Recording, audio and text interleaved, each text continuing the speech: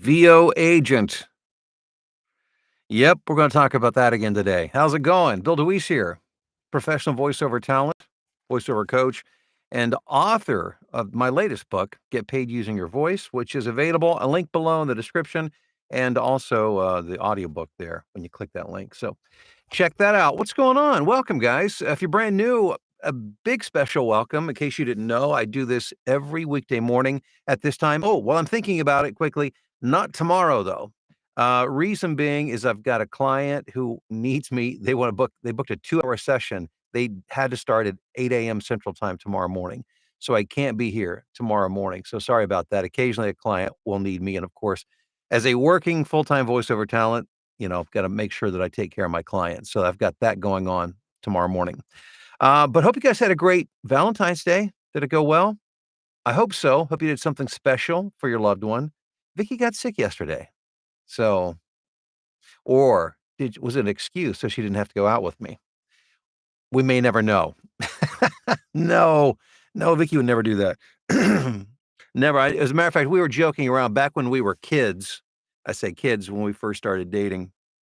We were 18, and I think it was we hadn't gone out more than a couple times, and I remember she she was like, maybe it was our 3rd time out, and she was sick with a fever. But did it stop us from going out? No. Why? Because we were kids, we didn't care.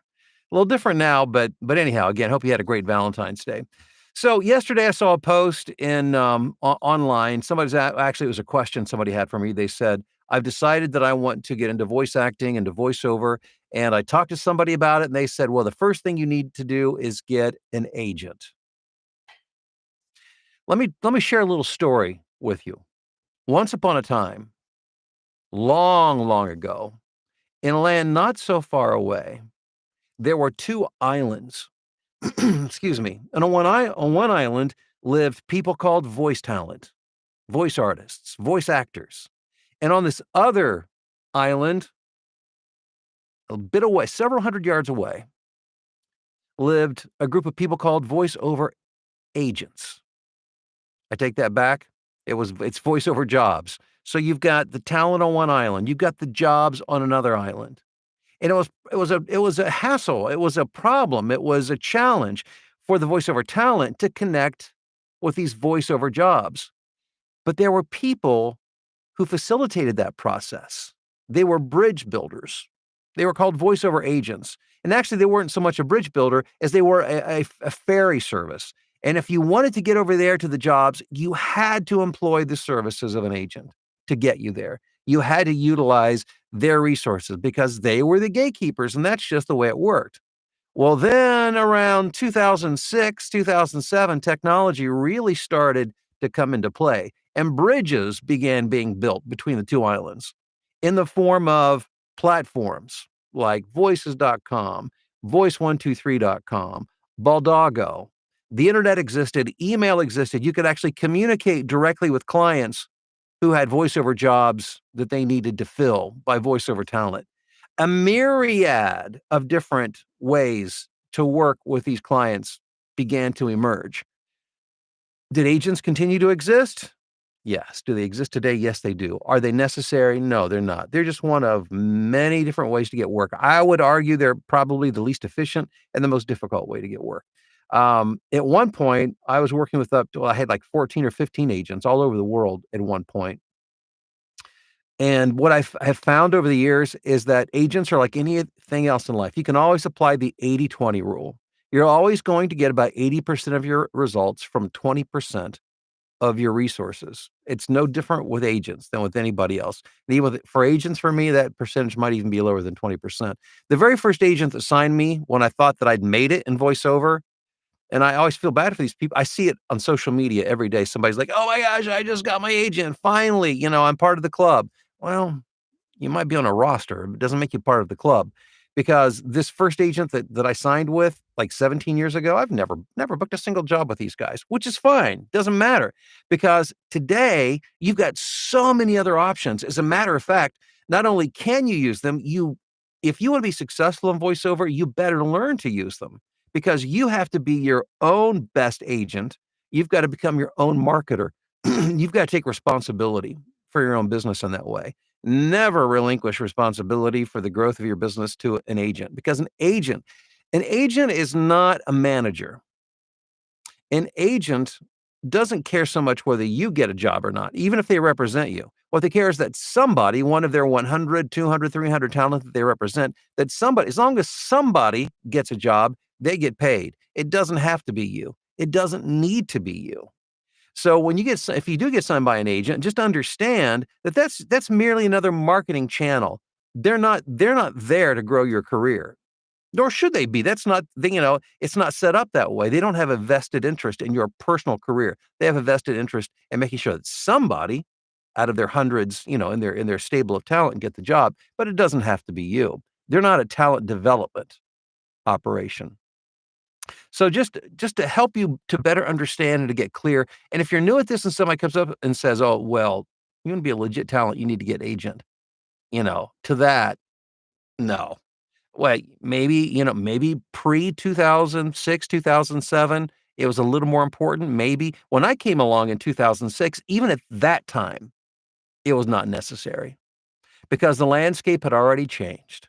Technology had already staked its claim and started providing a number of ways to get work without agents that was much more efficient, much simpler, much easier. And those new ways of doing work continue to evolve with not projects, but platforms like Fiverr, for instance. And I still can't believe I had a conversation with a good friend of mine, highly successful voiceover talent in Nashville, who held the opinion that many who have been around for a long time, which he has been, was that Fiverr was like a $5 platform. And I told him, I average like $400 a job on Fiverr, just on Fiverr. He didn't have any idea. A lot of these guys and gals who have been around for a long time, they don't even understand what's going on. So be very careful who you listen to and what advice that you take as gospel and follow, because it may do you far more harm than good. And the reason I'm here, the reason I'm taking the time to do this is to help you make more money in voiceover. So do you need a voiceover agent? No, you do not. Is it bad to get one? No. But just think it's just another spoke in the marketing wheel. It's another marketing channel. That's all it is. And again, as I said before, I would argue it's not even the best, not even close. It's probably one of the least efficient of them. But if you have an agent, great. More power to you. Hopefully you'll book some work. I hope you do. But you better be prepared to do some other stuff that's much more efficient. Remember, the 80-20 rule applies, as much with agents as it does with anything else and anybody else. Thanks for taking a second to jump into the live chat. I always appreciate it when you share where you're watching or listening from, because I like to do a little roll call and see what's going on, see who's here, see who's not, because you think I don't know. I do know. I know what's going on. I know who shows up on a regular basis and who doesn't. So if you decide not to come here, know that I will know. Kind of like Santa Claus, right? We got Corey, who was first on this morning. Congrats, Corey. We've got Emma in Huntington Beach. Terry in Falston, Maryland says, I've had agents before, not much work. It's more fun and successful when I market my skills. Alex says, good morning from Utah. Hope everyone has a wonderful day. John's in San Diego. Phil's in Tokyo. Hey, Phil. Rusty in the snowy Upper Peninsula of Michigan. We've got GS in the Great Northwest. Michelle in Philadelphia. Miss Johnny in Houston. Rob is currently driving, but getting ready to listen. He says, preach on, Bill. I kind of, I do feel like the longer I do this, the more I tend to preach. I hope if I start to get too preachy, let me know. But I get a little fired up about this stuff. I have in case you didn't notice, I have a passion for not only for voiceover. Actually have more of a passion for seeing people to be successful in voiceover than I have for voiceover itself, because that's exciting. That's exciting. And so, a lot of the stuff that gets passed around as advice and guidance is really detrimental. So, we just want to keep you on the path. Mike, what's going on in Matawan, New Jersey? Shanrada in Thailand. Hey, thanks for being here today. Anthony in Phoenix, Bill in Idaho, Greg in North Carolina. We've got Sandra in Dallas, Fort Worth, John in New York, Marla in Texas, Remy in Tulsa, Oklahoma. MG in North Carolina. Wayne in Port Orchard, Washington. I love seeing all you blueprinters in here. And when I say blueprint, I'm talking about my big deep dive comprehensive coaching, mentoring, training program. And if you don't know about it, there's a link in the description below. Get all the details because that's where it's happening. If you want support and ongoing help and in-depth training in every aspect of the business, that's where it's at. Scotty in Brookings, South Dakota. Oh, wishing Vicky a speedy recovery. Thank you for that. I know she'll appreciate that. Dale, good morning to you in Atlanta. Aaron checking in from Columbia, Missouri. Amanda, good morning from Westchester, Pennsylvania.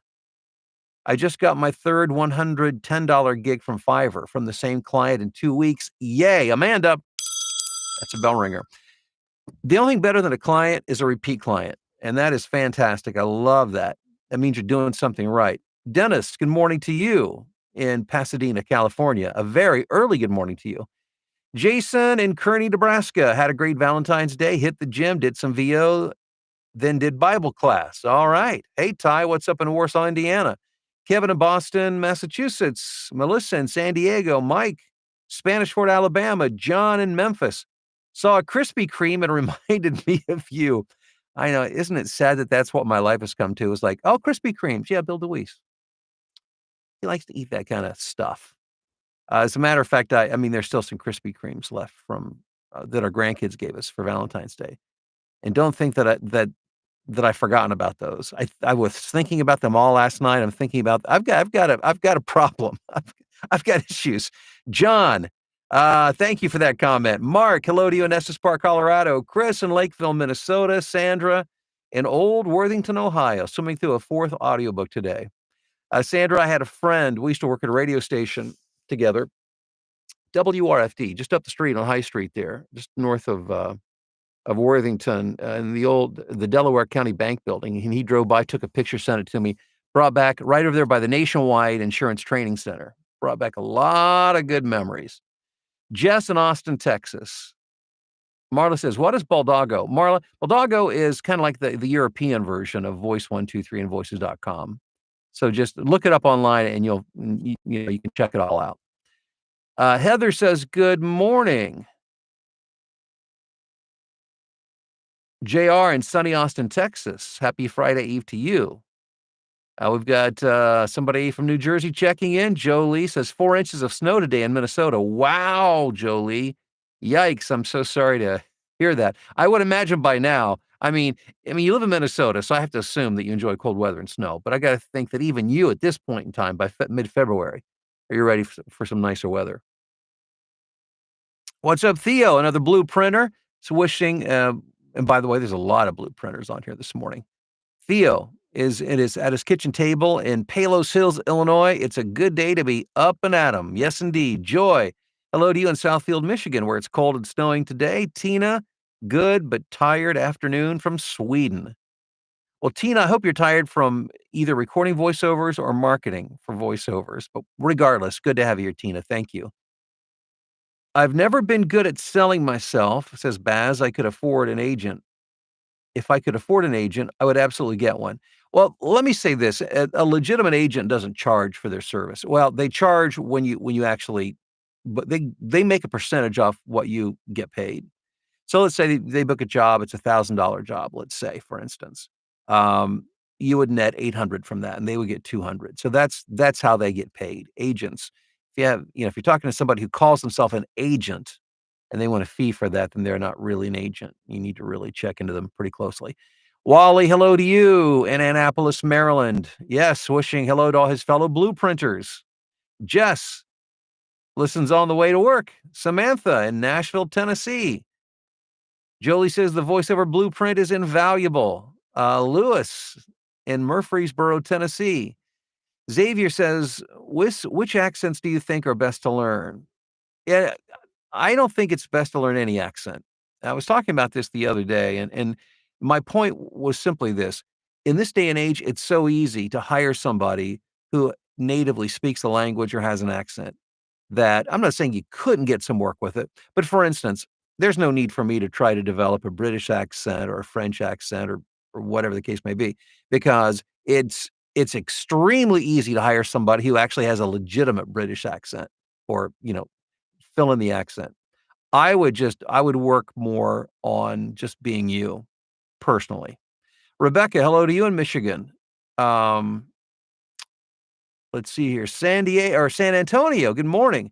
I've been stuck wondering about this topic for the last few months now, so I'm super glad you're doing this stream. Thank you.